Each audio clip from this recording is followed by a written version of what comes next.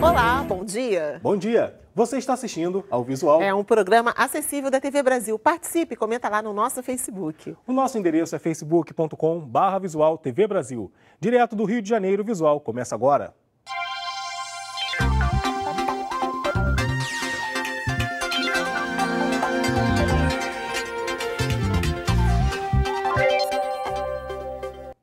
Homossexuais, bissexuais, travestis e transexuais poderão escolher representantes para o Conselho Municipal de Política LGBT da capital paulista. Por meio do Conselho, a comunidade vai poder opinar, fiscalizar e deliberar sobre as políticas públicas na área de diversidade sexual.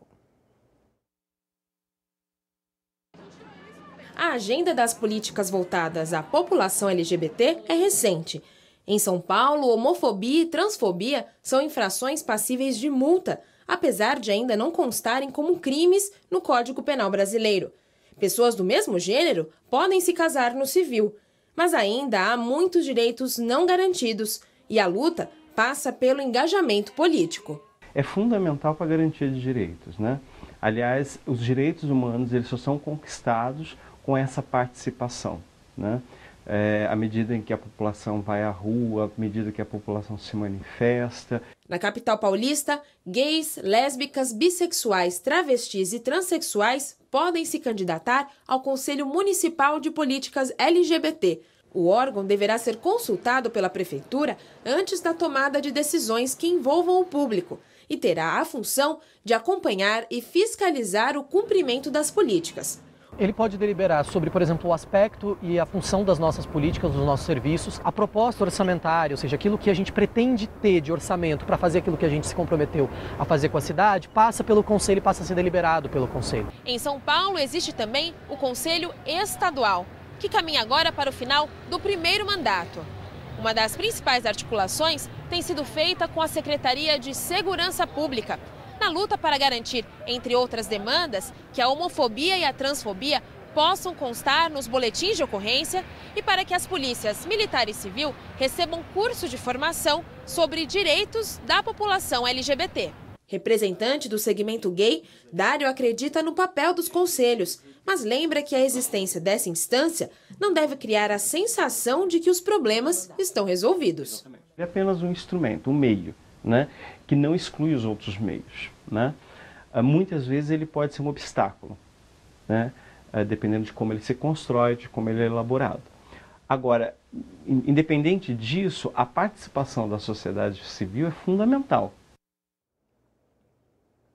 O Brasil tem quase 20 milhões de pessoas com mais de 60 anos e a violência sofrida por eles não é só física não, hein? É isso aí, Cláudia. Segundo dados do Disque 100, em 2014 foram mais de 27 mil denúncias de abusos contra a pessoa idosa e mais de 70% dos casos são de negligência.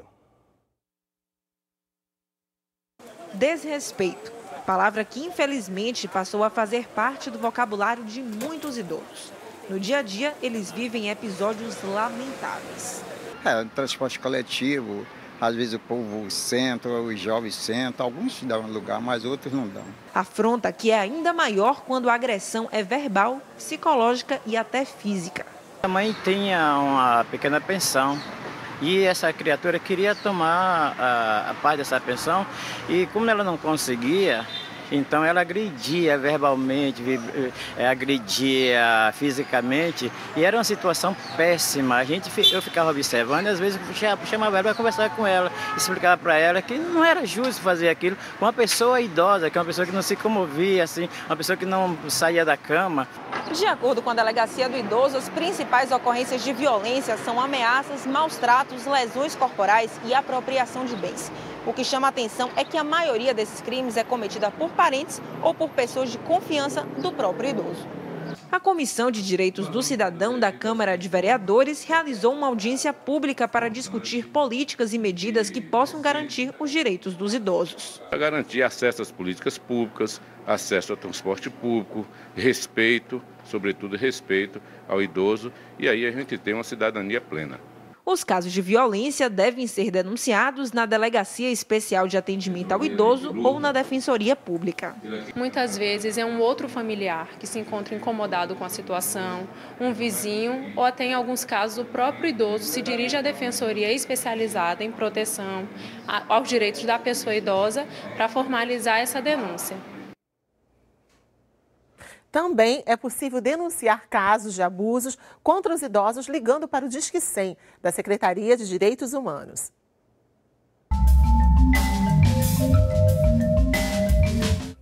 Vamos aprender a interpretar mais uma expressão do português para a língua de sinais? Então, vamos ver a expressão de hoje. Estou com a pulga atrás da orelha.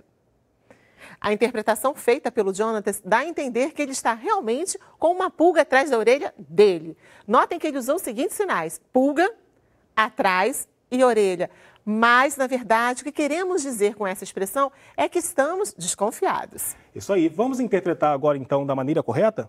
Estou com a pulga atrás da orelha. Agora a Cláudia usou o sinal desconfiado. Lembrando que não devemos traduzir a expressão ao pé da letra para que não aconteçam erros de interpretação. Então, para traduzir corretamente, precisamos conhecer muito bem o significado de cada expressão.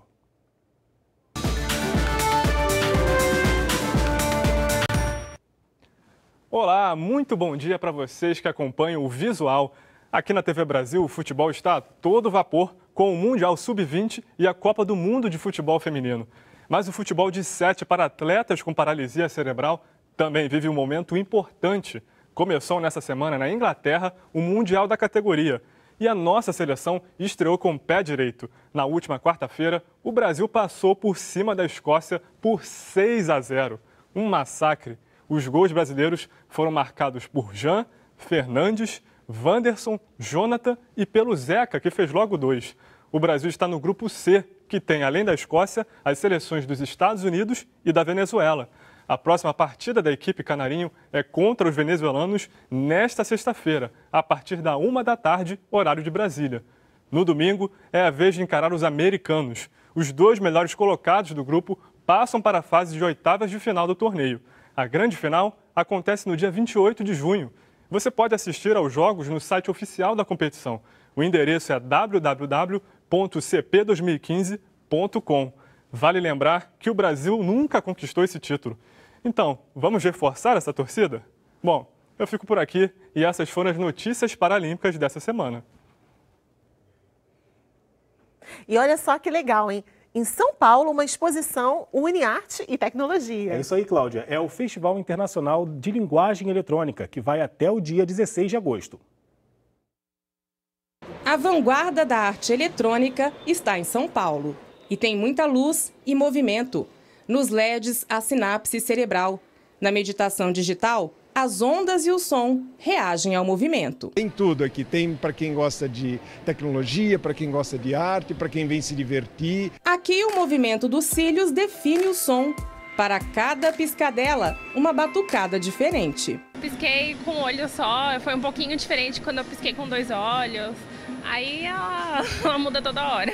Dá para ver pela fila que essa instalação aqui foi a que mais fez sucesso entre o público. Basta sentar no balanço, colocar o óculos 3D e a sensação é de voar. Quanto mais forte o balanço, melhor a experiência. Muito legal, uma imagem muito realista, muito legal. É um pouco infantil as imagens, mas é uma coisa bem legal. A gente até esquece onde está, é muito bom. Arte e interatividade para todas as idades. Antigamente você via os quadros parados e você tinha que ter toda uma imaginação, e agora você vê ele pronto, assim, se mexendo, você cria toda uma narrativa na sua cabeça, é genial. E quando você acha que acabou, tem mais interatividade do lado de fora.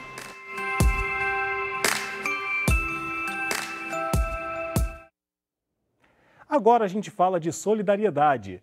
Detentas do Espírito Santo produzem dentro da prisão perucas para serem doadas a mulheres com câncer. É um trabalho voluntário que ajuda na autoestima das pacientes e é também um incentivo pela luta por liberdade.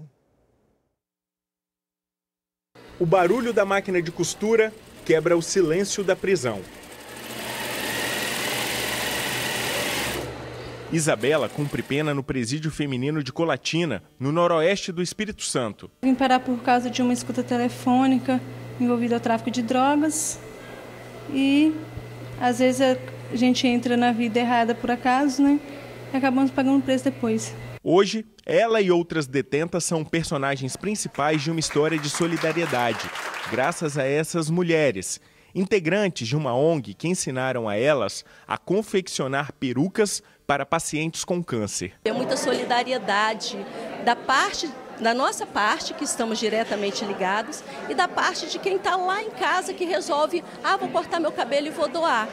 Parte do cabelo doado para a fabricação das perucas veio das próprias detentas aqui da unidade. O restante foi arrecadado em campanhas realizadas em salões e também na faculdade da cidade. Fernanda descobriu que tinha leucemia há pouco tempo, há menos de 6 meses. Tem 35 anos, 3 filhos, um neto. Apesar da doença, nunca deixou a vaidade de lado.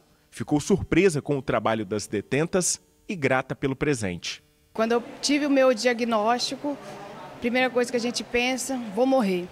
Tem filho, tem família, vai ficar tudo para trás, mas não é assim que a gente tem que pensar. Elas nunca tinham se visto. Esse é o primeiro encontro, um encontro emocionante. Fiquei muito feliz com a emoção de estar vendo ela receber e a felicidade, o sorriso nos olhos dela, assim, aquela alegria imensa. Perceber que as internas da unidade podem amenizar a dor de quem está lá fora de alguma forma, e essas pessoas que estão lá fora amenizar a dor do aprisionamento delas também, é muito gratificante. Eu quero viver, eu vou lutar, vou me tratar, cabelo cresce, tudo se restaura, agora o momento é meu. Agora como é que você está se sentindo aí? Tô linda. O Visual termina aqui. Muito obrigada pela companhia. Tchau. Bom dia.